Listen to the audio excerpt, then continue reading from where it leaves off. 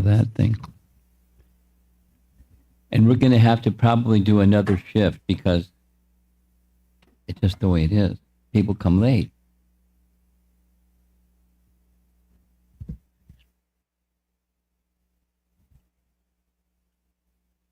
Okay, we'll do it again. Nama Om Vishnupadaya Krishna Prestaya Bhutale Shrimate Bhaktivedanta Swamin Iti Namine Namaste Saraswate Deve Gauravani Prachadine Nirvishesha Sunyavadi Paschatya Desatadine Jaya Sri Krishna Chaitanya Prabhu Nityananda Advaita Gadadhar Sivasadi Gaura Bhakta Vrinda Hare Krishna Krishna Krishna Hare Hare Hare Rama Rama Rama Hare Hare.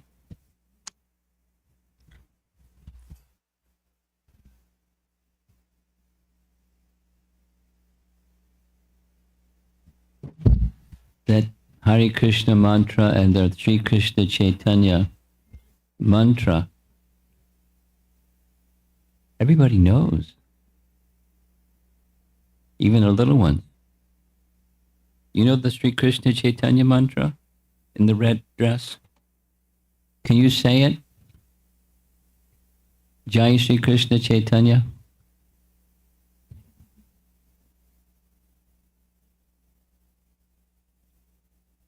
What's the rest? I caught you scared. Okay. Oh, your sister knows. You do. Jai Shri Krishna Chaitanya.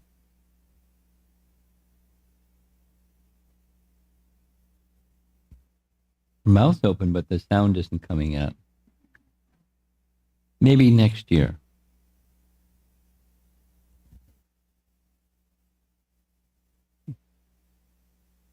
Okay, what about the girl right behind you? You know the mantra?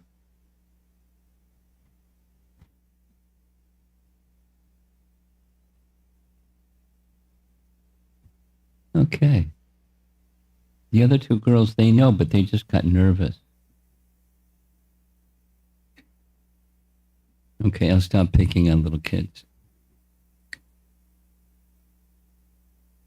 Now, some of us were together for the last two mornings, and we discussed in the last two mornings verses 30 through 34 from chapter 9. Overall, we're discussing chapter 9 of Canto 10. Chapter 9 of Canto 10 is Prahlada Maharaj's prayers to Lord Nrsimha Deva. And then many things were said, but the verses that we discussed the last two mornings are very high. They're philosophical. He's a little boy. How old are you? 6.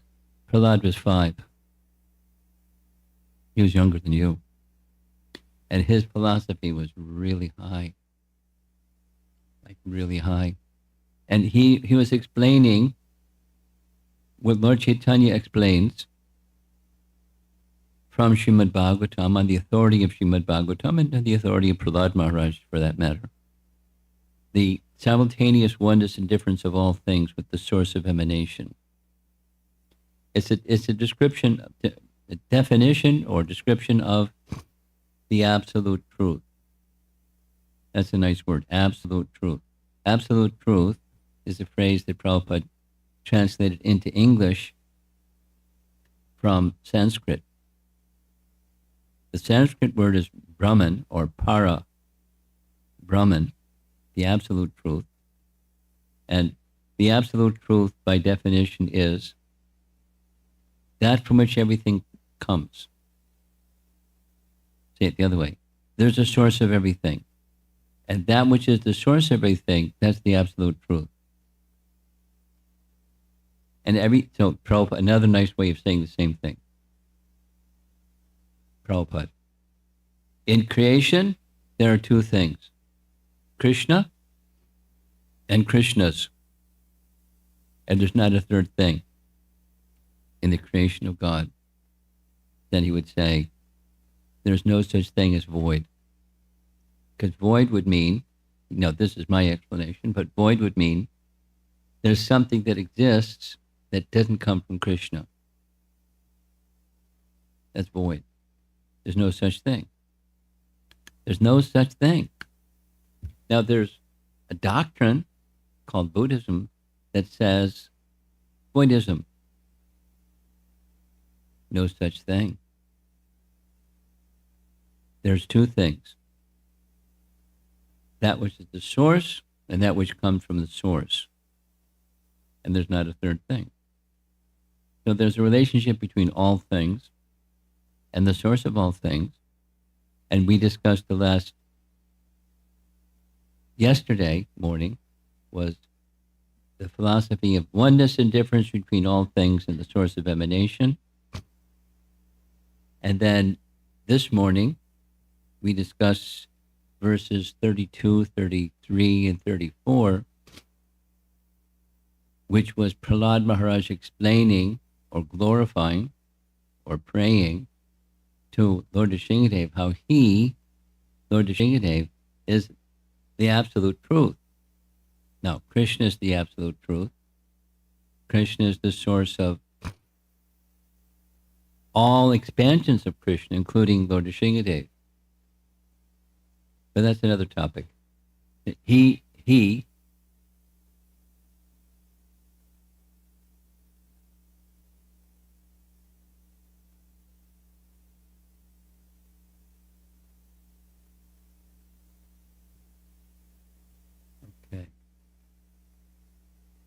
Krishna is the source of all avatars.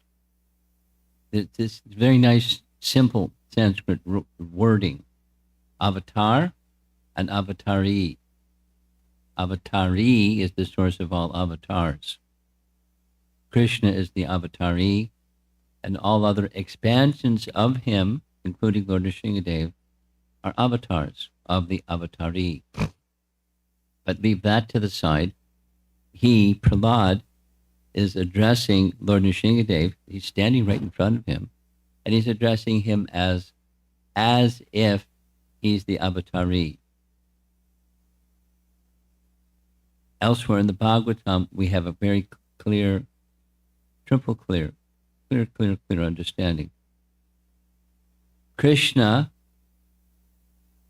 those of you that like reading the Bhagavatam, you like reading the Bhagavatam? Canto 1, Chapter 3. The beginning part of Canto 1, Chapter 3. It's an answer that Sutta Goswami gives to the sages of Naimisharanya, one of their 6 questions. And that's one of the 6.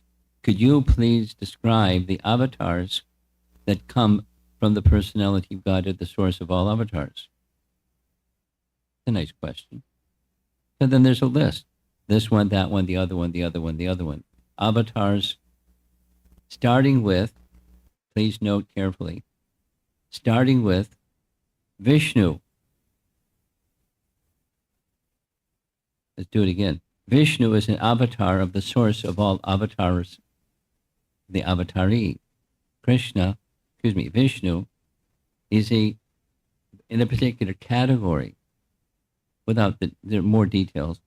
He's in the category of Kala, which means, in Prabhupada's language, a portion of a plenary portion. Now, for those of you that are children, what's he talking about? Vishnu is an expansion of Krishna. Vishnu is an expansion of Krishna. And so there's forms of Vishnu, starting with, because we heard it this morning, we're going to hear some more about it this evening.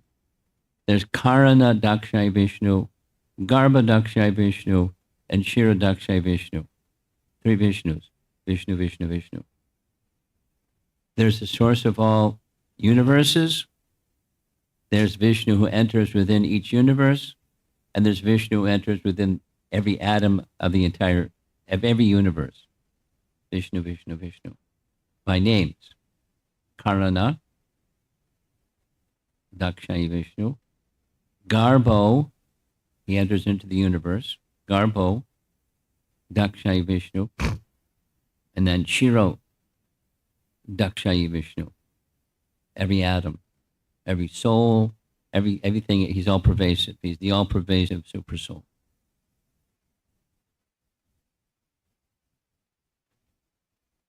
Three Vishnus. And then, this is now, you sometime you're going to read it if you haven't. Chapter 3 then says there's avatars of Vishnu. This one, that one, the other one, prominent ones, not comprehensive list because the list would be too long. But principal avatars, these are commonly known. There's categories of avatars, by the way. There's guna avatars, modes of nature. Guna avatars. There's lila avatars and principal lila avatars. So without listing, there's multiple categories of avatars. Listen carefully. This is the punchline. In that list, number 8 in the list of avatars is Krishna. I'll say it again. In Canto 1, Chapter 3, Krishna is listed as the 8th avatar of Vishnu. And then, after some other verses, text number 28 of Chapter 3, Sutta turns around and says, and of all these avatars, Krishna is the source of all the avatars. Krishna is the avatari. And then Krishna appears as the avatar of Vishnu.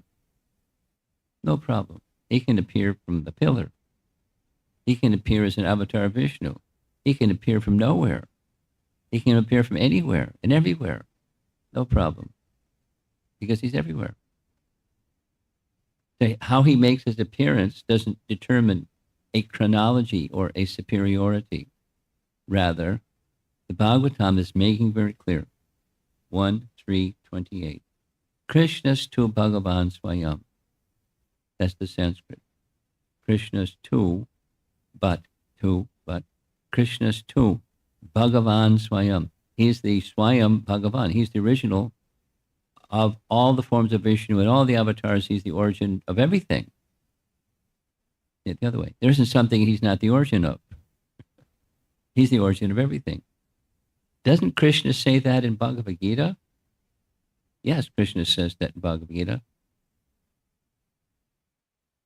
Aham sarvasya prabhavo matak sarvam pravartite iti matva bhajante mam buddha bhava samandita. Nice verse from Bhagavad Gita. Very important verse. Aham, that's first person singular. Krishna is speaking. Aham, I. Sarvasya prabhava. Prabhava. He's at the source of prabhava, the source of emanation of everything. I'm the source of everything. Then he goes and says it the other way around. Everything comes from me. Checkmate. I'm the source of everything. Everything comes from me. Iti matva, thus knowing, iti matva, bhajante mam. One worships me. Buddha, bhava, samanvita. One gets intelligence, one gets ecstasy in the medium, through the medium of devotional service. Buddha, bhava, samanvita. There's other verses without belaboring. It's an important teaching.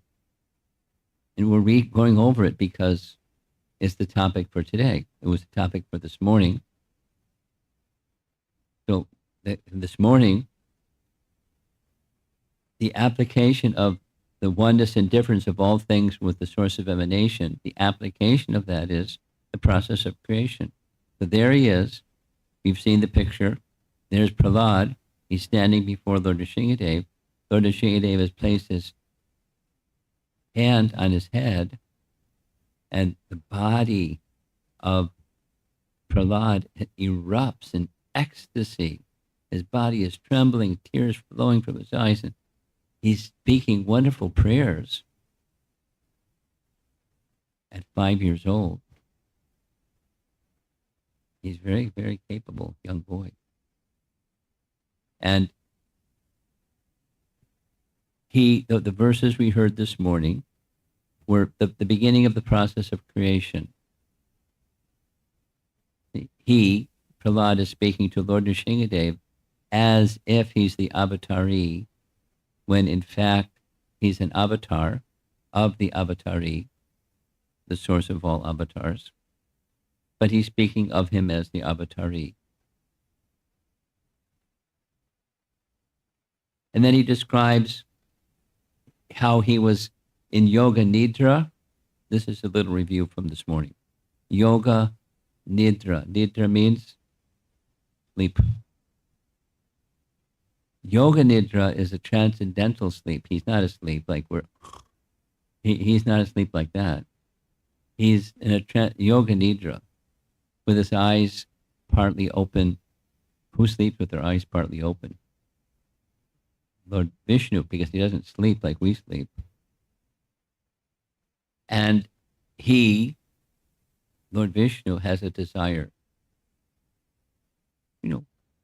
His personality, we have desire because the capacity to desire is from the source of everything. His desire is creation should happen. And then because of his desire, or such a sankalpa shakti, it starts to happen. He doesn't do anything. He doesn't lift a pinky. He doesn't even lift his left hand to lift Govardhan Hill. He doesn't even do that. He just desires. And then voila, the energies of Krishna, of his creative energy, the language was used, his creative energy expands. And not only in addition to his creative energy expanding, kala, or time, is sent forth into one of his energies, the material energy, or pradhan, and things start to move because living entities, along with the time energy and the Lord's desire that creation take place, it starts. And then that was what was inanimate or dormant, starts to become animated by the living entity and time. And then that those universes are generated by his creative energy, and then he enters into each universe. It's very practical. And he can expand unlimited universes and unlimited Vishnus inside each of the unlimited universes. And then from his navel, there's a seed. This is the chain of cause and effect. Commentary says, cause, the original source of everything, and then there's an effect, which then becomes a cause of the next effect, becomes the cause of the next effect. So from the navel of Garbhodakshay Vishnu, there's a seed of the universe with the details of the universe, and the seed of that, the details of the universe sprouts in the form of a lotus stem. Then on top of the lotus stem is Lord Brahma appears. From where does Brahma appear? From the body of Vishnu, a self-born. He doesn't have a mother. Who is Brahma's mother? He doesn't have one. There's a special Sanskrit word for those who, like Brahma, born without a mother. So Swayambhu, self-born from Vishnu. And then we heard, here's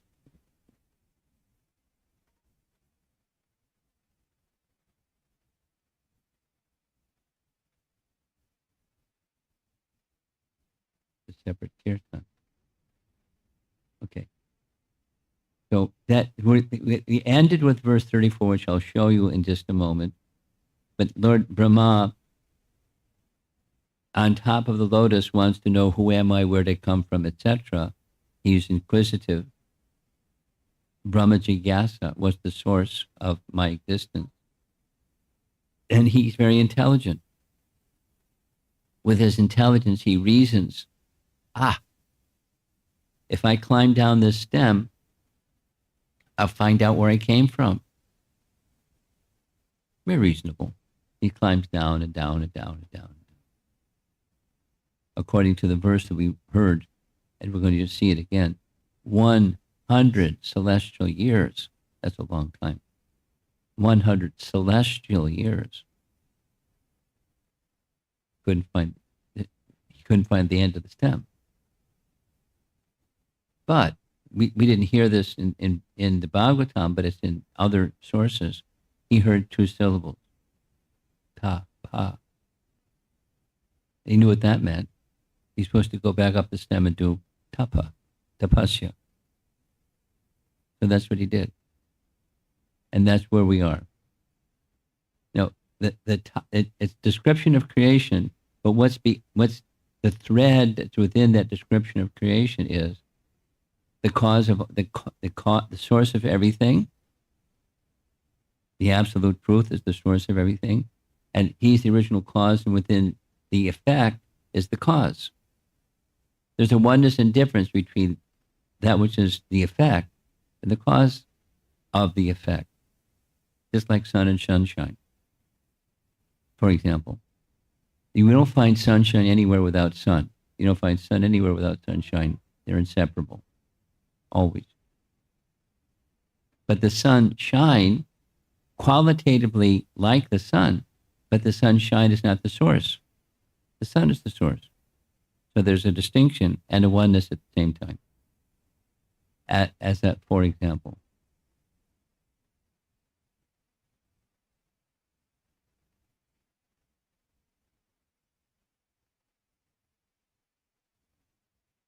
Okay. So here on the screen, Prahlada Maharaj describes how he saw the Supreme Lord Brahma and his realizations. So that's several verses. That's what we're going to be discussing this evening, 35 through 38. And here's focusing just on 35, 36. He, Brahma, experiences Lord Nrsimha Deva's all-pervasiveness, or his all-pervasive presence. Now so we discussed this in the morning. How is Vishnu all-pervasive? Well, one of the ways he's all-pervasive is by his Paramatma feature, because he's within everything. He's within every atom. He's everywhere. Just as Prahlad said to Hiranyakashipu. Hiranyakashipu said, where is this Vishnu? And Prahlad rightly said, he's everywhere.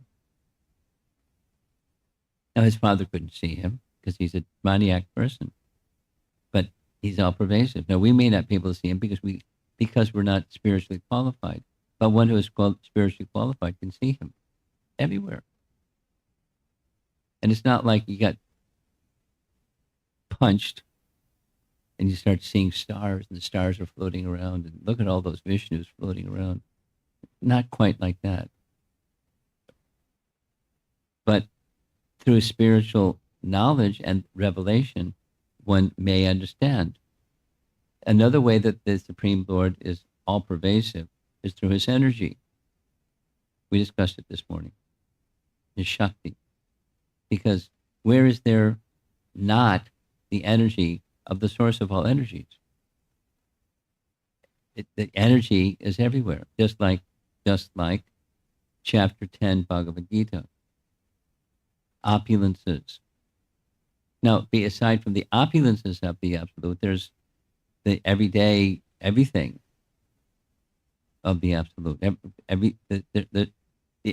The Absolute is all pervasive through his energies. He is present everywhere through his energies. So that's a feature of his all pervasive presence. There isn't a universe yet. It's darkness in all directions. It's just this lotus stem and Vishnu and Brahma on top of the lotus flower.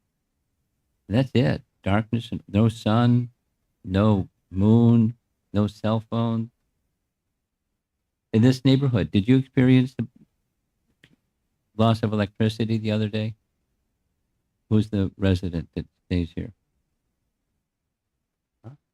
You didn't experience it? Oh, too bad. We did. It didn't last too long. A power pole fell over and took them a while to repair it. Electricity came back on. So without electricity, without the source of light, we can't see. Even we have eyes, can't see. We got candles. We can see by candlelight. But to light the candle, you had to have something to light the candle. Anyway, so what's the source of light? What's the source of everything? Is one source. So the source is present through the expansion of the energies from that source. That's the all-pervasive Vishnu. And that's the first part of what we're going to be discussing this evening.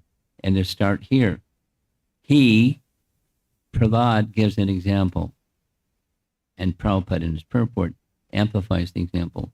Just like within earth, there's aroma. Where's the aroma of flowers come from? From the earth.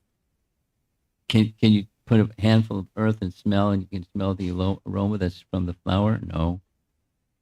But it's there in the earth. And a flower knows how to extract this fragrance. And color.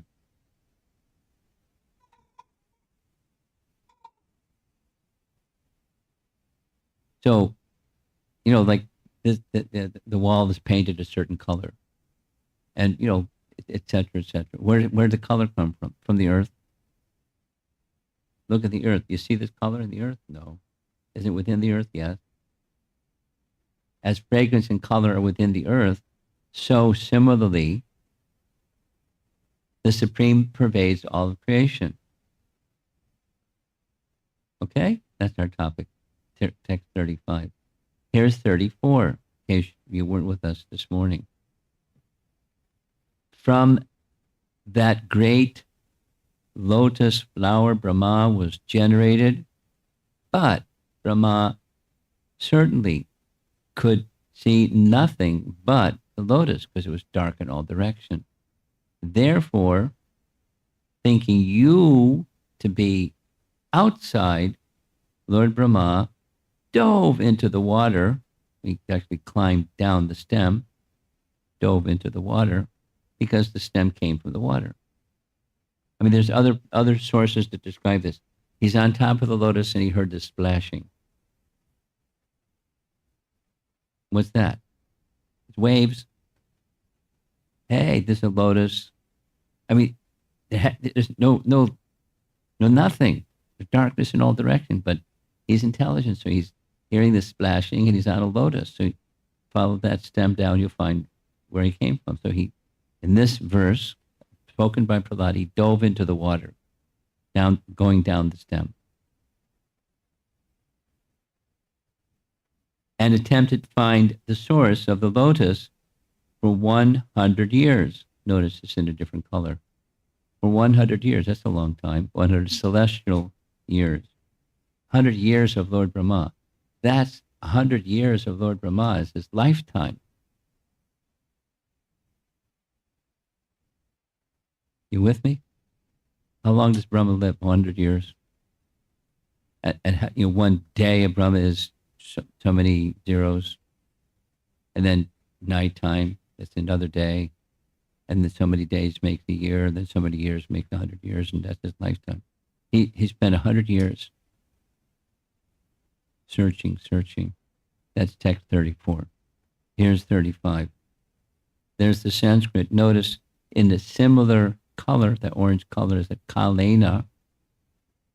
The way that Prabhupada has translated is for hundreds of years. When he heard tapa isn't mentioned by Prahlad.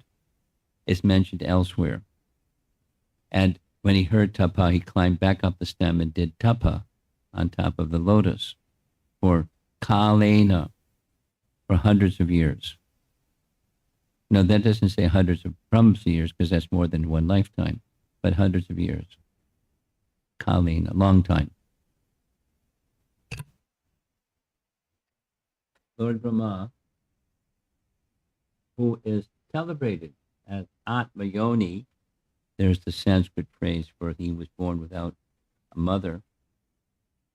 Having been born without a mother, Atma Yoni, was struck with wonder. Thus he took shelter of the lotus flower. He climbed back up and sat on the lotus flower. And when he had been purified after undergoing severe austerities, you see the purple color, the Tivra Tapasya Pari Shuddha Bhavali, he became purified. Para or Pari Shuddha, through Tivra Tapasa, divine austerity. For many hundreds of years, he could see, he had a vision, a darshan. Lord Vishnu showed himself.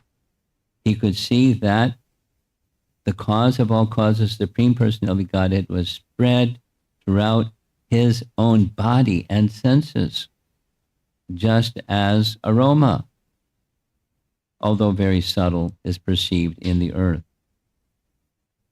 Now this is there's a lot of information in this little verse. So we'll try to unpack it a little bit, but we're going to be covering 4 verses. So aroma within the earth cannot be seen. It can't be smelled either. Similarly, the Supreme Lord, by his different energies, spreads throughout one's body and soul, although he cannot be seen. So he was in the body of Brahma. He's in our body also. Not Brahma had, but we don't have. It's all pervasive. This all pervasiveness that when Hiranyakashipu was asking Prahlad, where do you get your power from? Vishnu. Where is this Vishnu? He's everywhere. He didn't give him a Bhagavatam class. He just told him he's everywhere. No, he's giving a little bit of a Bhagavatam class for our edification. He is existing everywhere by his different energies. That's underlined. That's Prabhupada's purport. By his different energies. He's all pervasive, spread throughout the body and soul. Now there's spiritual energy and there's material energy. The body is the material energy. The soul is the spiritual energy. And the soul is one of Krishna's energies. Correct? Which energy? Jiva Shakti. Jiva Shakti, us, jivas. We're same as what Krishna says in Bhagavad Gita. The living entity is Krishna's energy. We're Krishna's energy. And then we have a body that's also Krishna's energy. The body and, the gross and subtle coverings of the soul, they're also Krishna's energy. The soul itself is Krishna's energy, and Krishna is everywhere, present through his energies, including the soul and matter. Spread throughout the body and soul, although he cannot be seen. Continuing in the purport, intelligent men see the Supreme Lord within the universe and within the atom by his different energies. Now, they don't have a magnifying glass or a microscope or some system to see. You can't, anyway. One can detect the presence of electrons and protons and photons and, study 9th grade science and you learn all those things. Who's seen an electron? Nobody. We use electricity all the time, except when the power goes out. We get used by electricity. So, but no one has seen an electron, but they know it by its application, one can understand there's electrons, and there's thus electricity, and thus one can utilize it without all the detail. By advancement of technology, one can do all kinds of things. The energy of the sun can be stored and so forth and so on. So one may not detect, but one can utilize. Or they use the word harness, but the energy. But there's the energetic. And so the energetic may not be perceived, but the energetic is present within the energy. I'm saying it like so many times because we don't always think that way. We may see the color of the wall. We can see that. But the thought process of where did it come from, where did that come from, where did that come, what's the cause of all causes? We don't necessarily think that way, just especially in material consciousness. It's just, am I having fun yet? Do I like this color? Do I like this fragrance? Some things smell nice, some things smell bad. And there's one source of all the good and the bad. And some living entities, they like the bad. And they don't like the good. You know that saying. One man's food is another man's poison.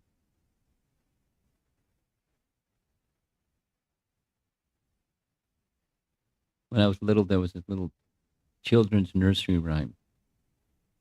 Some like it hot, some like it cold, some like it in the pot 3 days old. That's the mode of ignorance, the 3 days old. They didn't say the modes of nature. That's what they were saying. And some like this and some like that. So, but where's it come from? Not just how do you use it or get rid of the stuff you don't like, but where's it come from? What's the cause? So that's Prahlada's giving this information.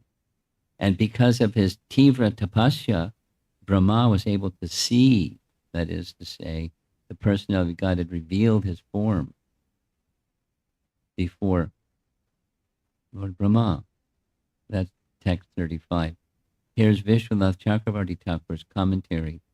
Brahma, astonished, sat on the lotus and, purified by intense meditation upon your form, that's the Tivra Tapa, after some time saw you. You were situated within Brahma, just as the Tanmatra fragrance is situated in earth. Tanmatra is a nice Sanskrit word. There's the senses and the objects of the senses. Tanmatra is the object. And then there's the senses. Perceive the object of the senses.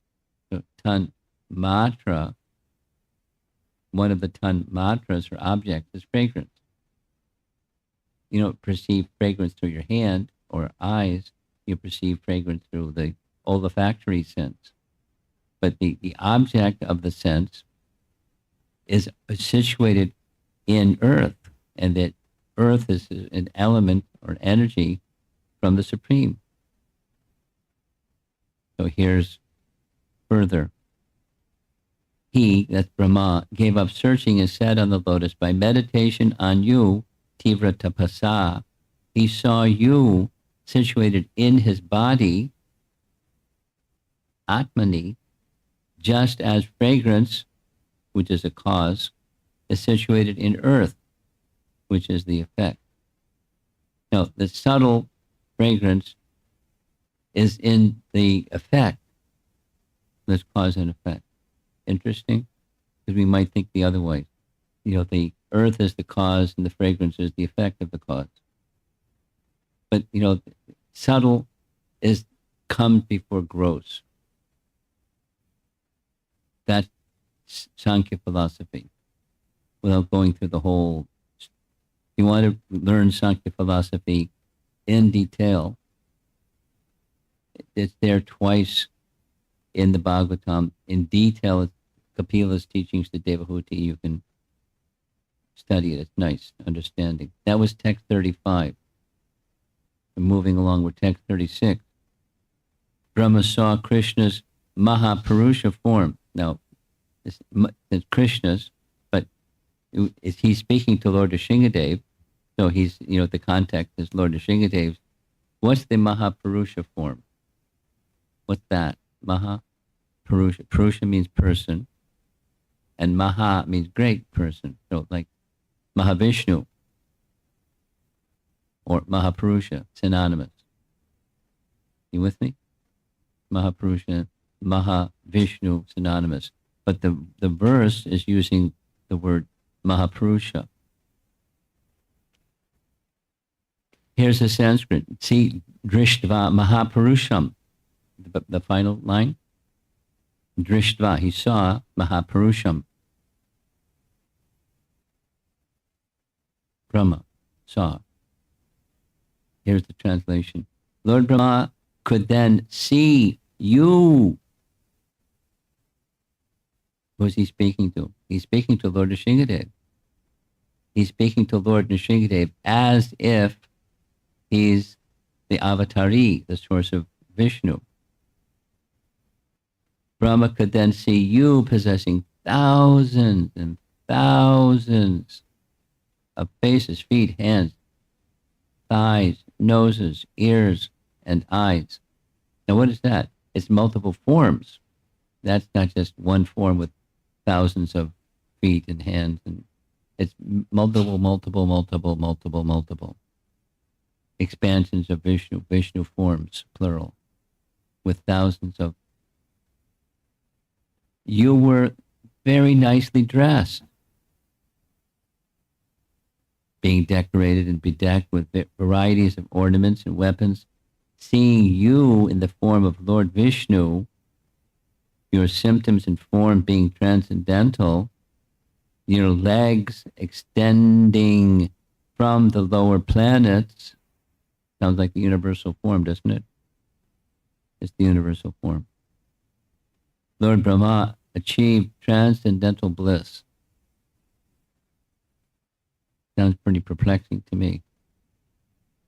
So this verse by Prahlad resembles the Sahasra Shirsha Purusha Sahasraksha Sahasrapad celebrated verse from the Purusha Sukta. Purusha Sukta means prayers to the Purusha from Rig Veda, where the translation, Lord Vishnu has thousands of heads, thousands of eyes, and thousands of feet entirely encompassing the whole universe. The Vishnu pervades the universe within every atom, etc., etc., etc., in a form with heads and feet and hands. And this Purusha Sukta prayer is the prayer that was recited by the demigods headed by Lord Brahma on the shore of the ocean of milk. You familiar? Anyone not familiar with what this painting is illustrating? When the demigods are being harassed, and in different occasions, but at one time they were harassed by demons, not only in the earthly realm, but in the heavenly realm. And so they went to Vishnu, help. And when they called out by chanting the Purusha Sukta mantras or prayers. The Supreme Personality of God had heard, and the Supreme Personality of God had replied in such a manner that Lord Brahma could hear. He had a special TV set within his heart. Just like the speaker of Bhagavad Gita, Sanjaya, he had a TV, a transcendental TV, not, a material apparatus TV. He had the ability to see what was going on way over on the battlefield while he was sitting with his master or the person who he was serving, Dhritarashtra. And he said and he saw and he narrated because Vyasadeva had given him that capacity. He knew the art and he knew how to set up his TV in his heart. So he could see and hear and describe as it was going on, live action. Good TV. So, similarly, this Rig Veda mantra is the same as what Prahlada is speaking in verse number 36. And here's the purport. Bhaktivedanta purport. Arjuna also saw the Lord, told the Lord, Parabrahma, Paramdhamma, Pavitram Paramam Bhavan, Purusham Shashvatam Divyam, Purusham Shashvatam. You are the Supreme Brahman, the ultimate truth, the supreme abode and purifier, the absolute truth, and the eternal person, divine person. The Lord is Parama Purusha, the supreme form. Purusham Shashvatam. He is everlasting, everlastingly the supreme enjoyer. So as Arjuna understood, Prahlada understands, as he understood that Brahma could understand. So, there's a circle of qualified people that can understand things that most of us can't understand. The word Mayam means spiritual knowledge. The Lord's form is factual. This is Madhvacharya. And one can see this form only as a result of perfect knowledge. Mayam. So where does Mayam come from? It comes from bhakti. Where does knowledge come from? It comes from Krishna. Krishna gives knowledge to one who is his devotee. Dadami buddhi yogam tam. Yes? Yena mamupiyanti te. Tesham satata yuktanam bhajatam priti purvakam. Dadami buddhi yogam tam. Yena mamupiyanti te.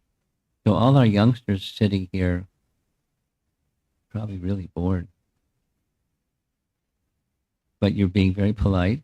I don't know what's going in. But the sound vibration is beneficial in any case. That we know from our scriptures and from our founder Acharya. Just hearing and hearing. The children that are here are somehow or another born into families such that when you're, just a few years old, you're hearing transcendental sound vibration. Understand it or don't understand it, goes in. And by hearing it and hearing it and hearing it, then slowly you start to understand it. Oh. Slowly. Maybe very slowly, but slowly. So Mayam, according to Madhvacharya, it's in this verse. He comments on this verse, and it's by spiritual knowledge that one can understand. But it's not by, where does that Mayam, spiritual knowledge come from? It comes from bhakti.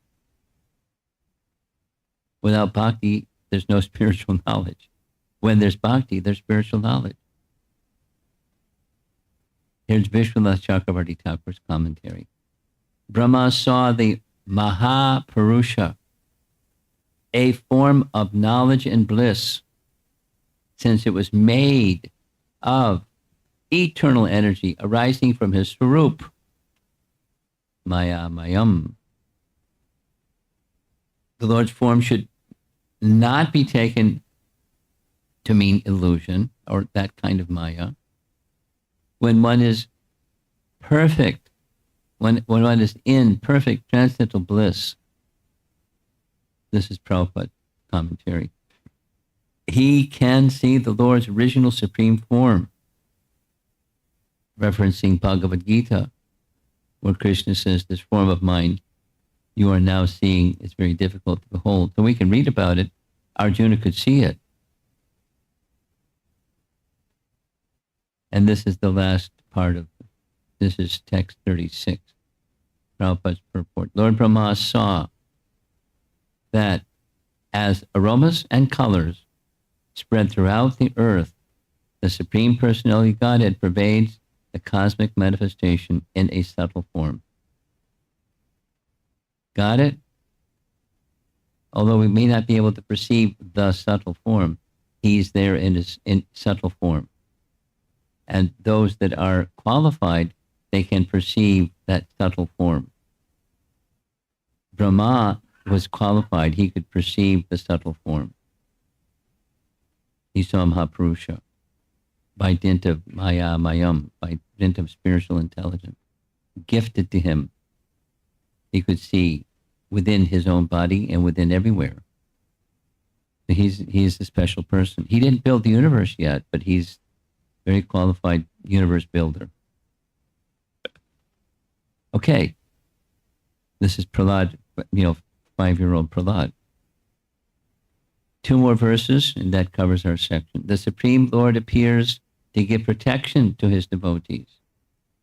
So now he's talking about creation, but now, and then the gifting of knowledge, and Prahlad, speaks about Hayagriva.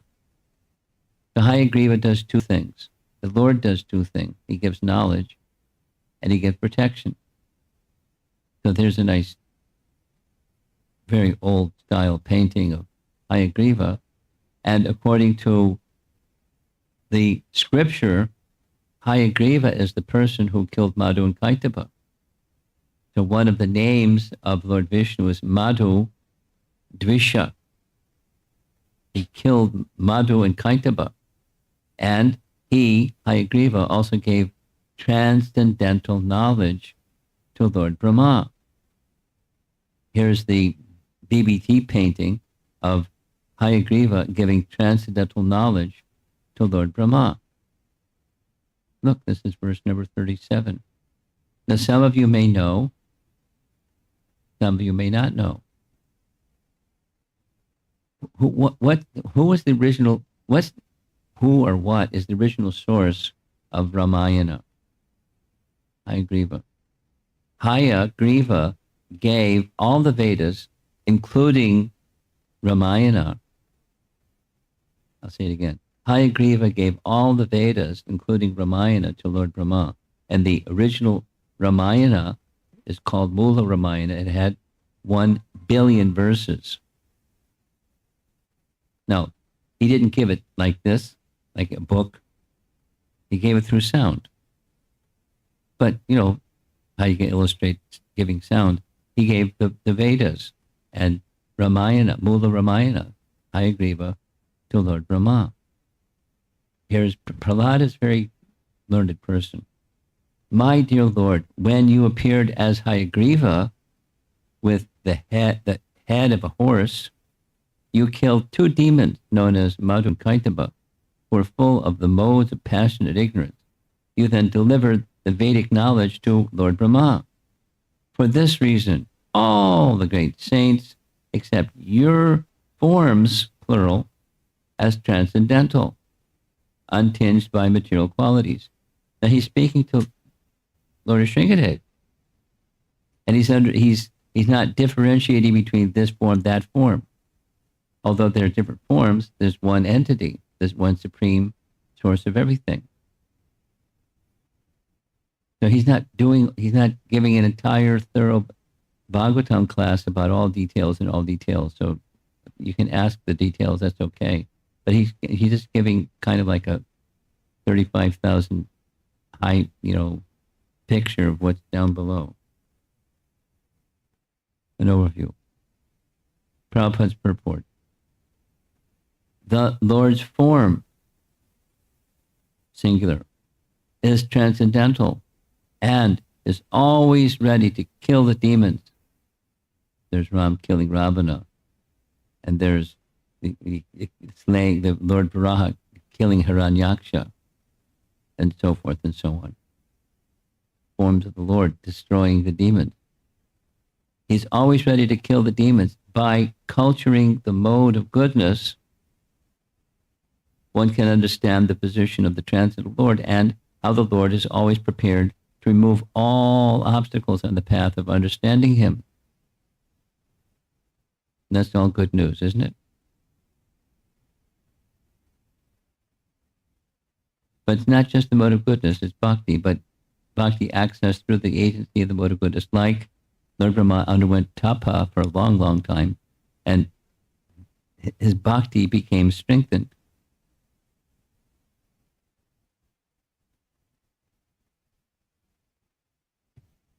The relationship of the Supreme Lord and his multifarious incarnations is transcendental.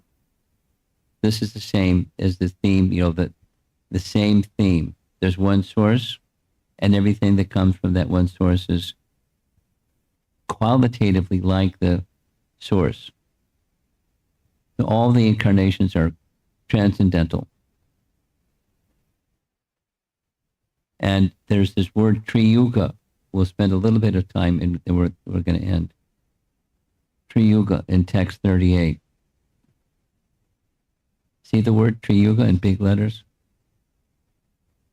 Chana kalau yad abhavas Triyogota sa tvam. In this way, my Lord, you appear in various incarnations as a human being, an animal, a great saint, a demigod, a fish, or a tortoise, thus maintaining the entire creation in different planetary systems and killing the demoniac principles. According to the age, O my Lord, you protect the principles of religion. In the age of Kali, however, now he's touching, Prahlad's prayers are touching on the age of Kali. What's the incarnation in the age of Kali? And therefore, you do not assert yourself as the Supreme Personality of Godhead in the age of Kali, and therefore you are known as Triyuga, or the Lord who appears in 3 yugas. Now, there's different places where this term Triyuga is identified. Chaitanya Charitamrita goes into it to some degree. This is just touching on it. We're going to expand on it a little bit. This is a place from Canto Krishna Varnam Trisha Krishnam Sangam Hangashta Parshadam Yagyai Sankirtana Prayarya Jantihi Samedasa. This is from the 11th Canto Bhagavatam. There's the question of the incarnations of the Lord in the various ages.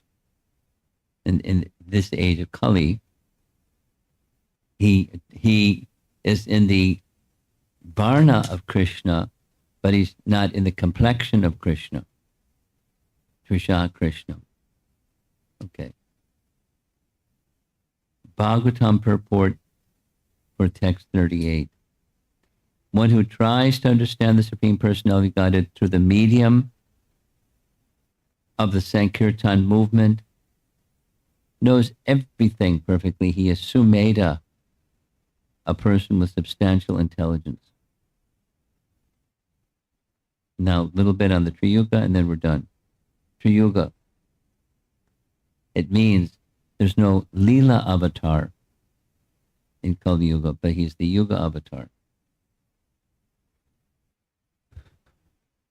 You all know what that distinction is, right? As we mentioned before, Guna avatar, Leela avatar, Yuga avatar, Shaktivesh avatar, this avatar, the categories, adjectives describing categories of avatars. And they're all avatars.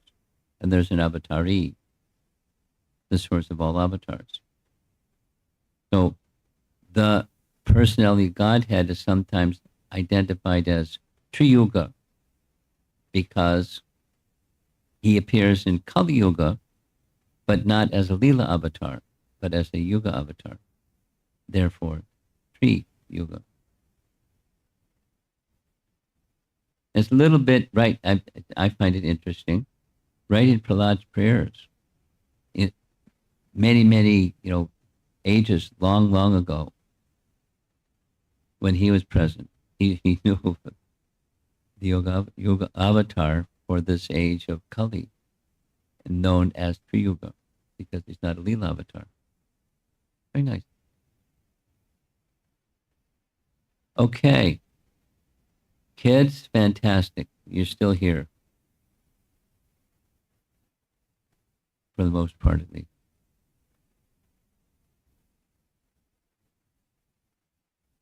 Now, I was surprised the other day. There's a lot of, one young boy, one young girl, lots of questions. Are they here today? No. Okay. Good question. Very thoughtful question. They were hearing very attentively. Okay, so let's see if there's some discussion.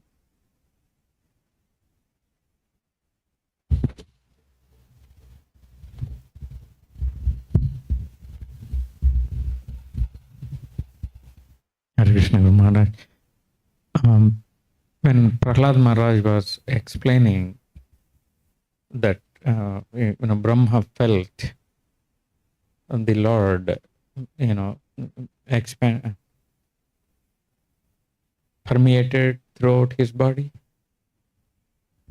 But what I'm feeling is like Prahlada Maharaj is experiencing that. He's saying that from his experience. It's not like he heard from Brahma or Narada Muni and saying, is my understanding correct, Guru Maharaj? Not necessarily. No. Maybe not.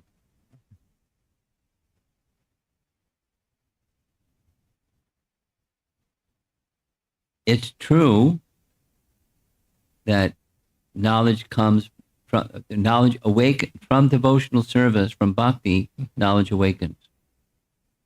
Now, it's also true that from bhakti one hears from authority, and that may be the place that he spoke from, from authority or from realization. And there's no differentiation. You can't conclude. Yes. Okay?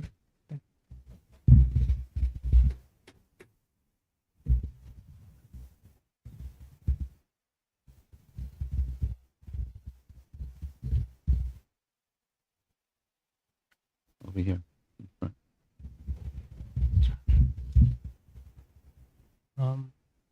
This might be an odd question. I'm ready. But Chaitanya Mahaprabhu, as a Yuga avatar, he knew Krishna was the Supreme Personality of Godhead, or he preached that. Yes. Do Leela avatars, like, they exist in their own planets in Vaikuntha, but are they also, like, aware that they come from Krishna?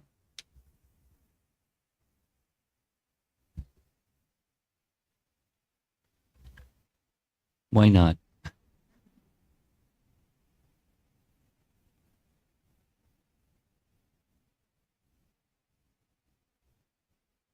The all-knowing supreme source of everything knows everything. What he discloses, he knows, and what he knows may not be the same, but they're all-knowing. They're omniscient. That's why Vishnu is all-knowing. Tat Chit Ananda. Nothing remains unknown.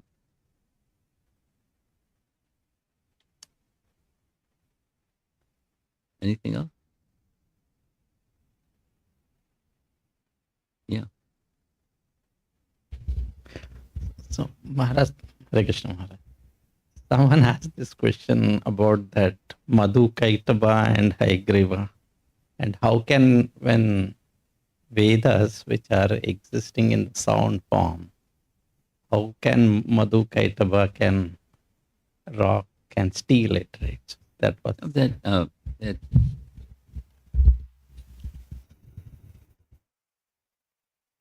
they're not eligible to receive it, and so they try to take it anyways without being eligible to receive it. That's stealing.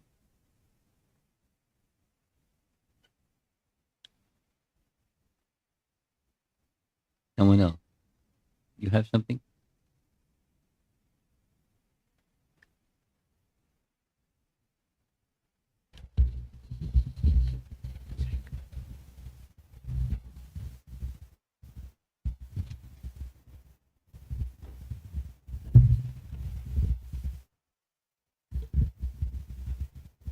Thank you, Maharaj.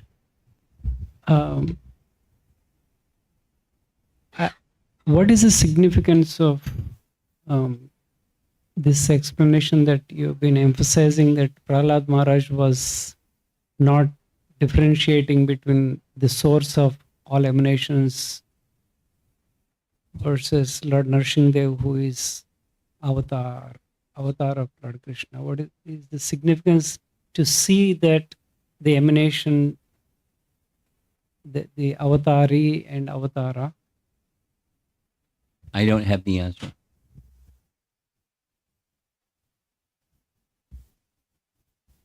I don't even know where I can go or who I can ask the answer to that question. I noted it several times in the course of speaking. He doesn't make that distinction, so you want to know why he doesn't make that distinction.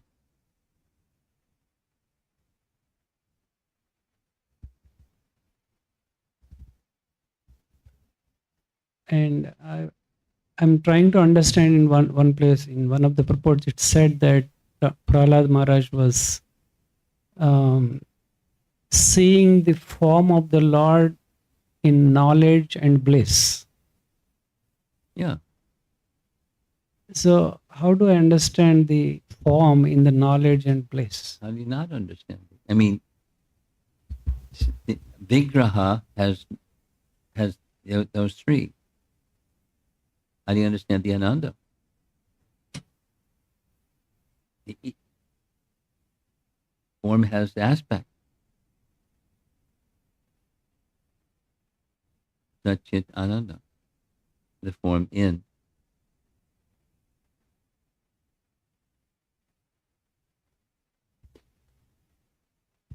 In one of the earlier verses, this is not a very good question, I guess, but in one of the earlier verses, it said that it talked about the mind of Krishna. In your mind, you thought about something and the creation happened or something. I'm not exactly sure what you're asking, but the thinking, feeling, and willing, these three functions, are attributed to the functions of the mind. So such a sankalpa shakti is an activity of the mind. So that desire is within the mind of the Supreme Lord. Now, is there a distinction between the body and the mind and the person? No, but it's nomenclature that's consistent with our frame of reference. That's my understanding. Yeah, Not there's a mind, then over there's the body, and then over there's the soul or the self. But it's just conventional kind of language. That's my understanding. That was my question. Thank you.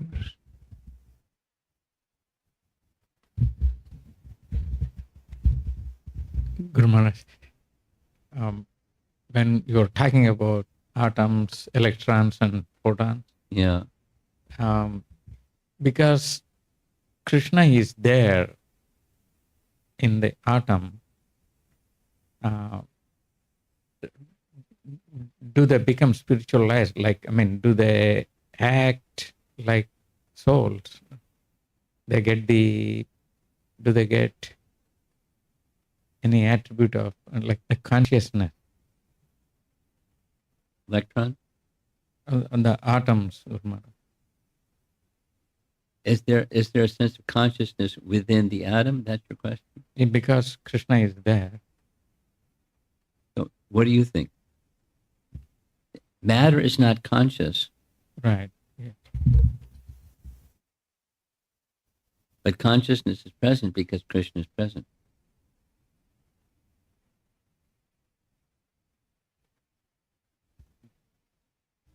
Consciousness is present because Krishna is present.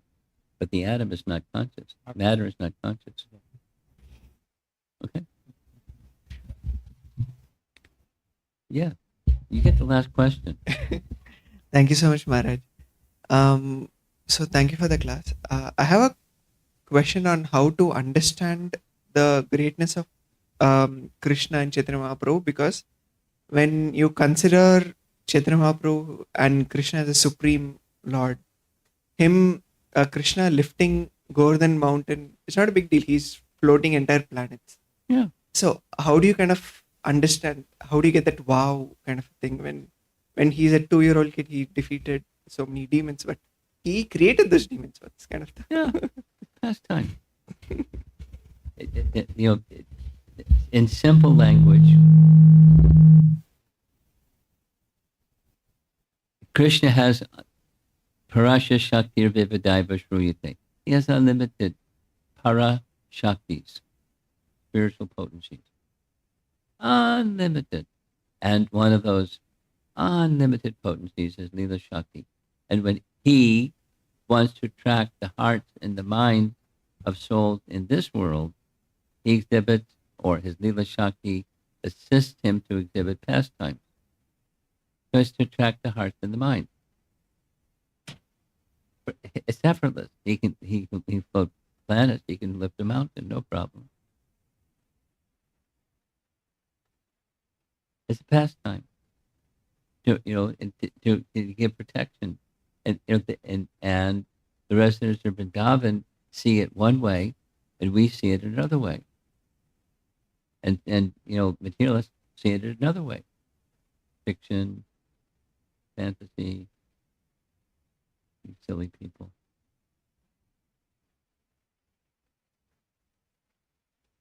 The pastime for attracting the hearts and the minds of souls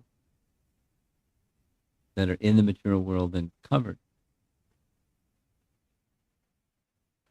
It's a very celebrated pastime. Very much loved pastime. Walking around, anyway, without belaboring. How many persons have walked around Govardhan Hill? And how many today walking around Govardhan Hill? And what big deal? They're experiencing something. That's why people do. They hear from Scripture, but they also experience something. And do it again and again and again.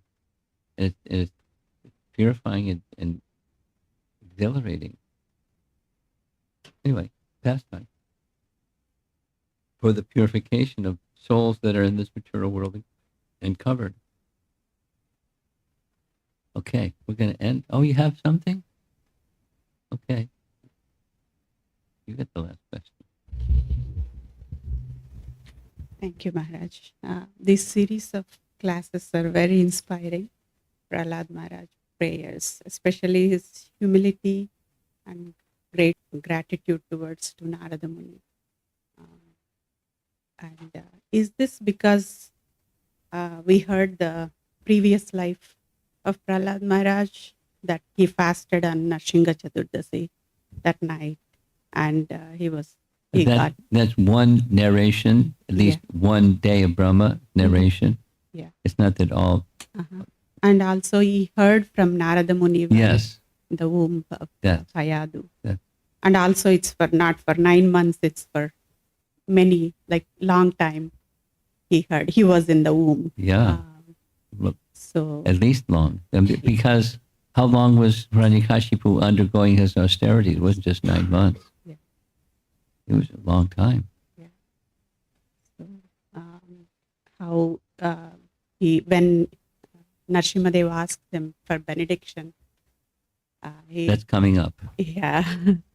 He didn't want any, but that's service. That's tomorrow. Yeah. Service. Tomorrow evening. Mm-hmm. He's going to ask him. That's my. One quick clarification. This slide says no Leela Avatara in Kali Yuga, but there is Kalki Avatara. Is that? But it's not Yuga Avatar. That's Leela Avatar. Mm. Oh, okay. Leela Avatar in Kali Yuga. Okay. It's the previous Yuga.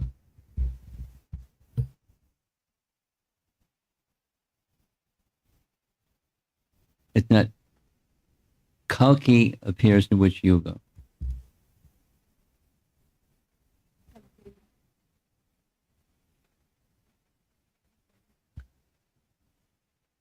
At the juncture.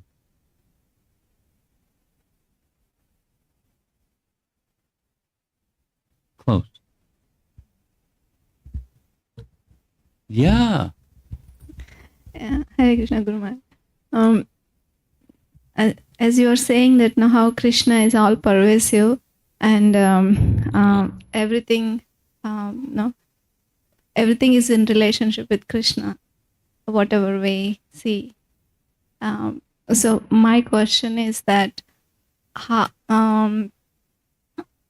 could you please kindly expand on how to put this in practicality? How to put which? Seeing everything in relationship with Krishna and appreciative of that. Because where the Well, good and bad things will we're be all there. different, so we're all going to go about that differently. But by hearing Srimad Bhagavatam, that's my answer to your question. And different applications are going to impact different devotees in different ways. But that's the how-to.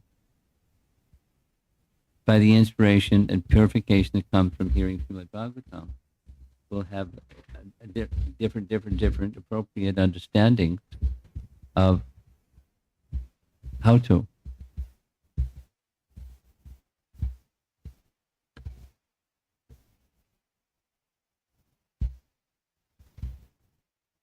Okay, Guru Maharaj. One more question is that you're saying Hayagriva gave the Mula Ramayana to Lord Brahma. That's from the commentators on Ramayana. Because Brahma received Mula Ramayana, 1 billion verses. From whom did he receive? Commentators say it from Hayagriva. So the Valmiki Ramayana is different than Mula Ramayana, or I don't know. Valmiki Ramayana is 74,000 verses. Mula Ramayana is 1 billion.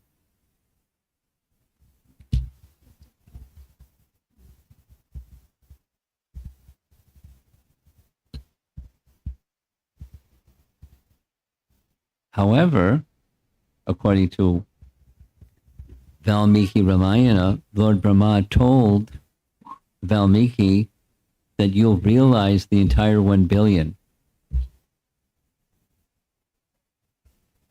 But he didn't say, your quota is only 74,000.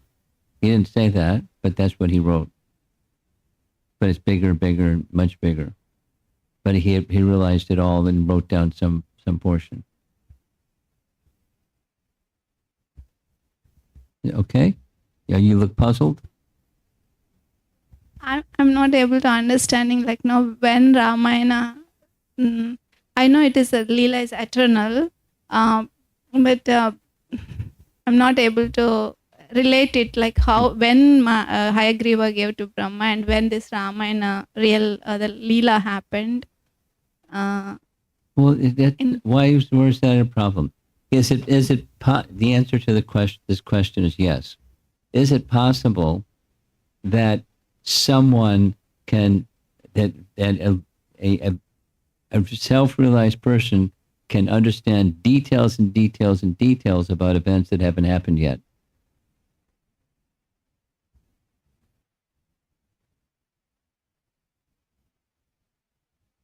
Does that answer your question? To the Prabhupada, he died.